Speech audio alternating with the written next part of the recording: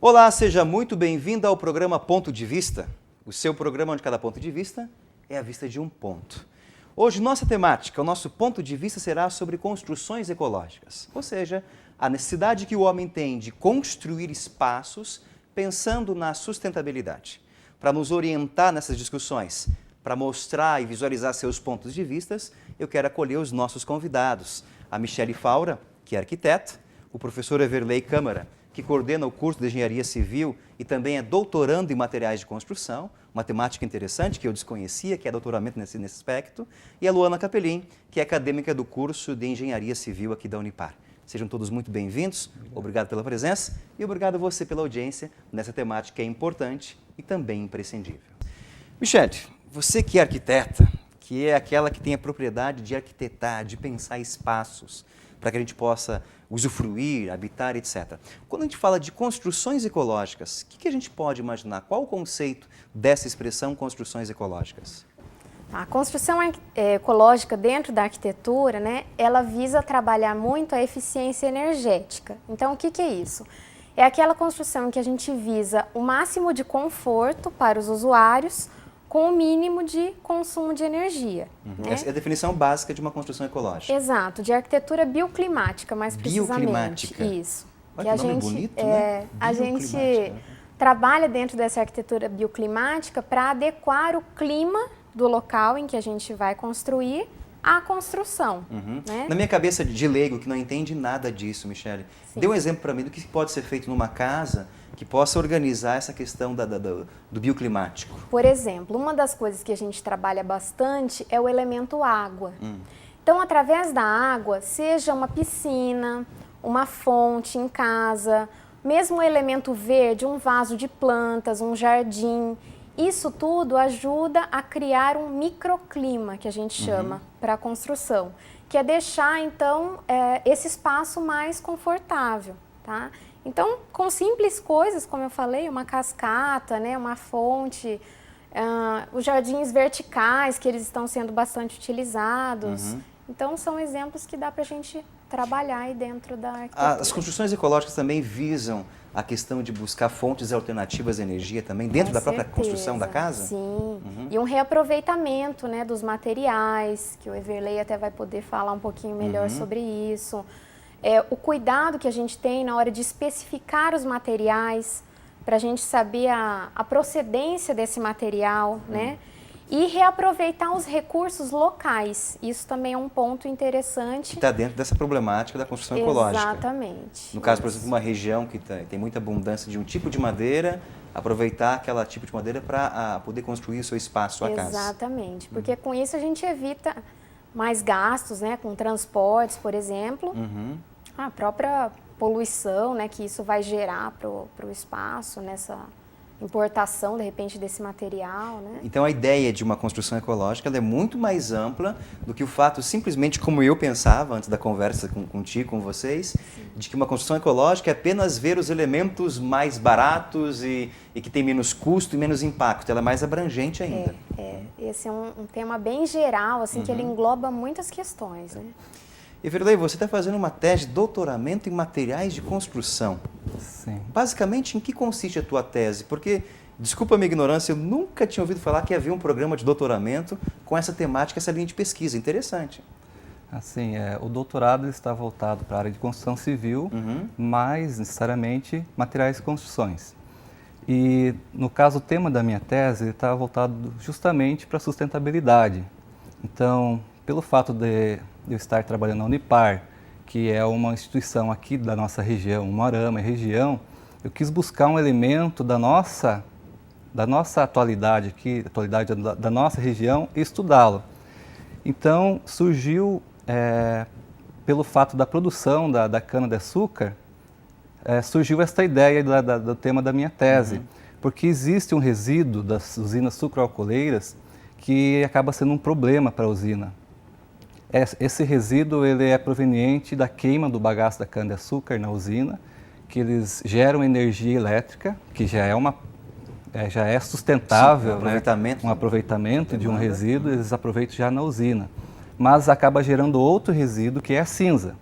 Essa cinza ela não tem muitas utilidades, eles acabam jogando isso nas lavouras, retornando para as lavouras, mas tem pesquisas, tem indicativos que, inclusive, fazem parte da cinza alguns componentes metais pesados, que não poderiam estar presentes. Isso para o solo é um perigo. É um perigo para o meio ambiente, né?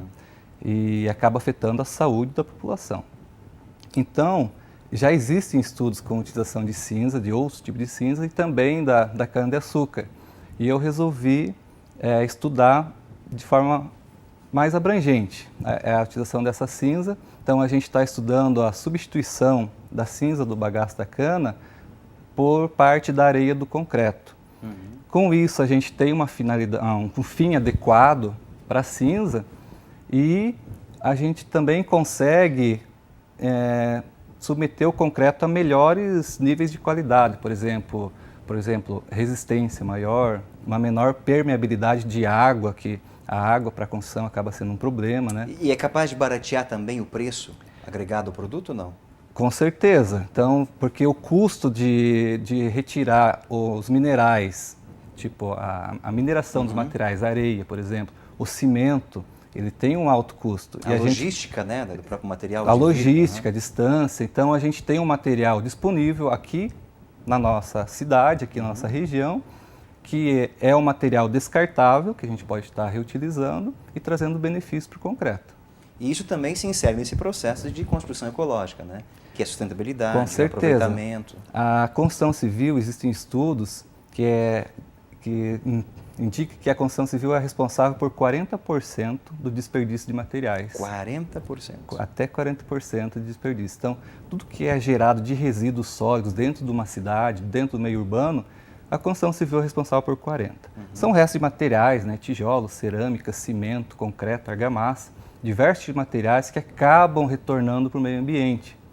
Então, vai muito além de você projetar os ambientes, mas tem um planejamento para isso, né? Você precisa ter no seu projeto já o planejamento de que tipo de material, de que forma você vai executar, tem que ter o treinamento, mão de obra adequada, porque se o teu funcionário não souber utilizar adequadamente o material, você vai ter muita sobra, muito resíduo.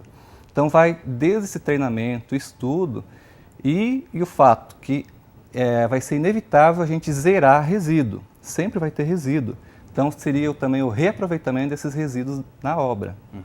Tanto que a nossa cidade, aqui em Umuarama, já implantou um plano de reaproveitamento de resíduos, né, de gerenciamento de resíduos da obra.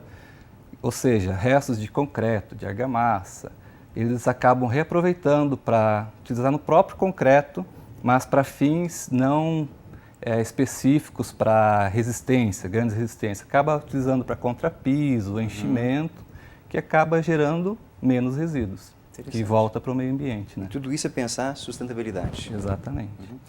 Luana, você está em que período, em que ano do curso? No terceiro ano de engenharia. Terceiro ano.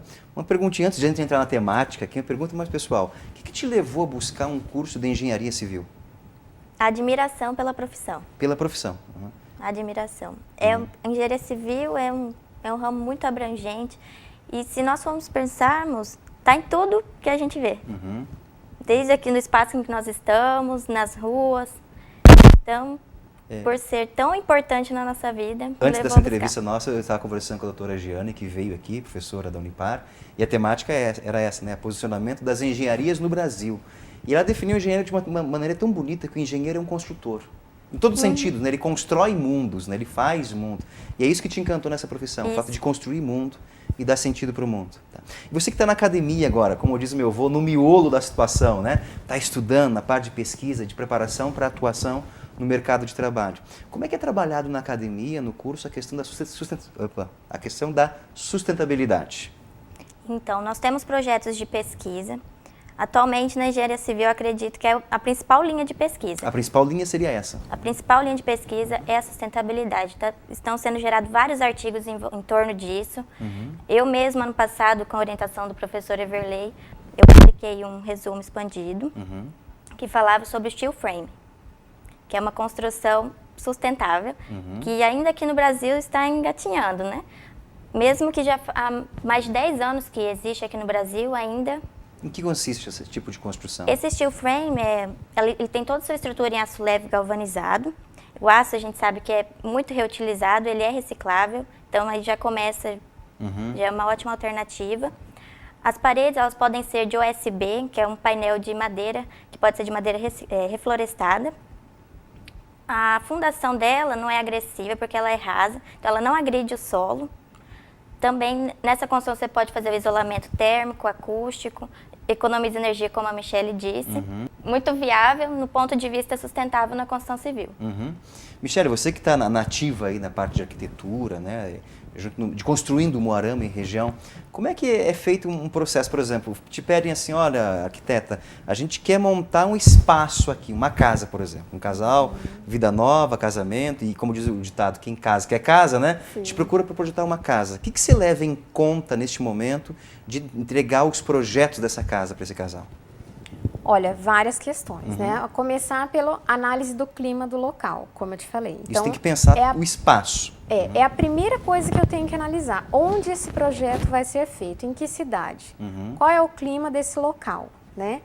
Depois a gente vai para o terreno. Então, a gente vai fazer a adequação da construção ao terreno. Então, vou verificar, por exemplo, onde é o norte desse terreno, para eu tomar cuidado com as aberturas, todas as minhas portas, janelas. Então, eu vou evitar, por exemplo, face oeste, que é a face do sol da tarde, que isso vai Esses dados têm que ser levados em conta. Claro. Tudo, né? Então, assim, por exemplo, essa face oeste a gente evita. Por quê? Porque esse sol batendo direto, se ele entrar por uma janela de vidro, né? Então, ele traz muito calor ao espaço. Então, com isso, a gente busca, de repente, não trabalhar aberturas nessa face ou trabalhar com algum elemento de proteção solar, que a gente chama. Então, esses são alguns fatores, né? E trabalhar muito a ventilação e a iluminação. São duas coisas que eu procuro valorizar bastante nos projetos, né? A casa, ela tem que ficar arejada, ela tem que ficar bem ventilada e bem iluminada. Então, tem que saber. E fora isso, então, por exemplo, o uso de cisternas, que é uma espécie de um reservatório, né? Onde essa água que é colhida pela água da chuva, por exemplo, ela é reaproveitada para regar jardim, para usar na descarga, enfim. Então, são elementos que a gente tem que cuidar, né? Se existe talvez um sentimento na hora de você preparar esses pressupostos básicos para uma construção, esse sentimento pode ser dito pela sustentabilidade ou não? É o fato de você pensar, olha, tem que construir algo que realmente possa ser sustentável, no sentido de não criar muito impacto e também trazer economia para o proprietário da casa. Sim. Essa é a ideia que está por trás. Hoje em dia, na verdade, em todo projeto, eu acho que até sem a gente perceber, a gente acaba buscando isso, porque já está tão intrínseco, então que eu, na verdade, nem penso muito para fazer, Sim. sabe? Já é uma coisa faz parte já. Exato, né? já está ali, já faz parte. E talvez isso se deva àquilo que a Luana disse para a gente, né? Porque talvez a grande palavra-chave da academia hoje, de engenharia civil, de arquitetura, seja a questão do fato da sustentabilidade, né? Ou seja, está presente, né? Está arraigado ali como uma segunda pele, uma segunda natureza. Fala assim que a sustentabilidade não é mais uma coisa que é novidade, né? Isso, então assim, já faz parte, a gente já está habituado, né? Não existe mais um projeto sem ser sustentável. Entendo. Né? É obrigação do projeto ser sustentável. Exatamente. Professora Everley, no bloco anterior, a Michele falou para a gente essa ideia, né? Sustentabilidade não é uma novidade, ela faz parte do projeto já. Mas ainda me dá a impressão que algumas gerações mais antigas, né, eles ainda olham para esse termo sustentabilidade como uma coisa nova, etc. Né? Quando que isso entrou realmente na academia, no processo de ensino das engenharias, da arquitetura, como realmente uma quase obrigação de todo arquiteto e engenheiro saber disso? Isso acaba sendo uma evolução ao longo do tempo, então cada vez surgiu mais a necessidade de se empregar materiais novos, materiais sustentáveis. O MEC, por exemplo, recentemente colocou a obrigação de a gente especificar em planos de ensino, ementas, tudo mais, questão da sustentabilidade, questão de meio ambiente. Então, tem um item exigido pelo MEC, que a gente tem que trabalhar ele de forma transversalmente. Ou seja, do primeiro ano ao quinto ano, até a formação do acadêmico, tem que ser discutido nas disciplinas a questão de meio ambiente, a questão ecológica. Então, isso já está fundamentado. Então, é toda uma caminhada que vem se fazendo até chegar a esse ponto e creio que temos muito ainda a caminhar. A questão dos antigos, se fala, se persistir na mesma técnica, isso de fato existe ainda, né? Sempre que é novidade, gera dúvida se de fato funciona, se de fato vai me trazer o que eu realmente estou esperando, né? Então, uma coisa que é muito importante é que às vezes a sustentabilidade, o teu investimento inicial pode ser maior. Vamos dar... Pode ser maior? Pode ser maior. Por exemplo, eu quero água aquecida em minha casa, mas só que se eu for utilizar de resistência elétrica para aquecer a água, eu vou ter um gasto de energia muito grande. Só que esse investimento, ele pode ser barato em comparação ao outro meio mais sustentável. Ele vai sendo dirimido depois, ao longo do tempo. Exatamente. Então, se eu quiser fazer, então, colocar placas solares para aquecimento da água por meio da luz solar, é um investimento maior, um investimento mais alto. Mas que depois, ao longo do tempo, não tenho mais gasto com energia elétrica, por exemplo, e questão de tempo para eu superar o meu investimento inicial e a partir daí eu acabo economizando. Então, a economia ela vem com o tempo. A questão de água da chuva, que a Michelle falou, eu vou reaproveitar a água da chuva. Então, eu tenho investimento inicial de fazer a cisterna, porque se eu não aproveitar a água da chuva, eu não tenho investimento de construir a cisterna. Então, tem esse investimento inicial que com o tempo eu vou ter o retorno e acabo economizando com o tempo. Mas, Michelle, quando, por exemplo, você coloca esse argumento que o professor apresentou para a gente num projeto de construção, aí o proprietário, o dono do projeto, quem vai construir, olha e fala assim, arquiteto, eu não quero gastar agora não, né? Como é que você faz para argumentar, para mostrar para ele que ele vai ter retornos no futuro, né? Não, normalmente as pessoas têm uma boa aceitação. Aceitam bem isso. Na verdade, hoje muitos clientes vêm e solicitam. Eles pedem. Exatamente, porque eles já têm, né, o conhecimento, então, de que isso, ao longo do tempo, ele vai ter essa recuperação, né? Vai ter essa economia, então acaba tendo boa aceitação. Interessante. Por falar em boa aceitação, Luana, eu penso o curso de vocês, claro, tem a parte técnica, né, acadêmica, teórica, tem que pesquisar, fazer cálculo, muita coisa, né? Mas vocês têm também o processo de estar construindo, né, tá pondo a mão na massa, literalmente, de projetos concretos e práticos, né? Quais são os projetos que o curso oferece para vocês acadêmicos, para que vocês possam depois aceitar o fato de correr atrás de uma profissão que é muito importante hoje? Bom, no ano passado mesmo, nós desenvolvemos um projeto de pesquisa junto com o Everley, que nós testamos a resistência com ultrassom. Então, nós fizemos a parede, fizemos a argamassa, rebocamos. Então, nós vivenciamos ali a prática de um pedreiro. Isso, para mim, foi muito importante. Mas vocês construíram uma casa?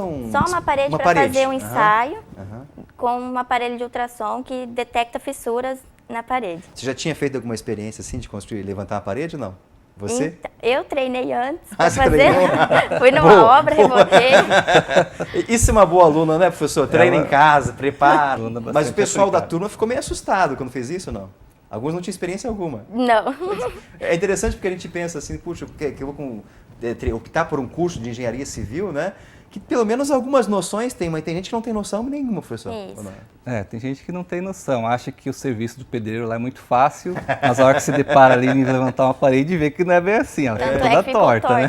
Ficou torta? Ficou torta. Mas deu para realizar os detalhes. Mas é bom essa experiência, porque para eles valorizar também o profissional que você vai encontrar em obra, porque ele tem um treinamento, ele tem uma vivência naquilo. E nós temos o conhecimento da teoria. Então, nós temos a teoria, eles têm a prática. Então, eu vou fazer minha parte de planejar a obra, de administrar a obra, e ele vai fazer a parte da execução. Então, é um complemento tipo, eu sou um profissional, engenheiro civil, ele é um profissional pedreiro. Sim. Então, tem as diferenças e a gente tem que respeitar essas diferenças. Essa tessitura de saberes, né? Exatamente. Por falar em diferença, Michelle, me fale aqui, me explicite aqui, a gente tem dois profissionais aqui, né? Arquiteto e engenheiro. Tem diferença mesmo? Eu sei que trabalham juntos saberes, né? Isso. Mas qual que é a diferença dos dois saberes? Nosso trabalho é complementar, né? Então, os engenheiros, eles atuam bastante na área estrutural.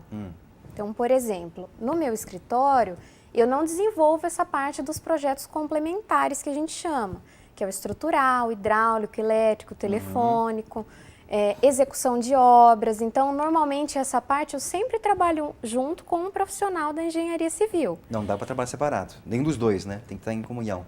O interessante é a gente trabalhar junto sempre, né? Enquanto profissional de arquitetura, ele vai se ater bastante a essas questões de conforto, de funcionalidade, né? Na parte de interiores, paisagismo, enfim, aí tem as várias especializações, né? Mas no caso, por exemplo, eu comprei um terreno e quero construir uma casa. Quem que eu procuro primeiro? Para pequenas obras, tipo uma residência unifamiliar, tanto um arquiteto quanto um engenheiro, eles podem... Estão habilitados a atuarem. A partir de grandes obras, com uma área superior, uma área grande, ou obras comerciais, industriais, cada um tem seu papel específico daí.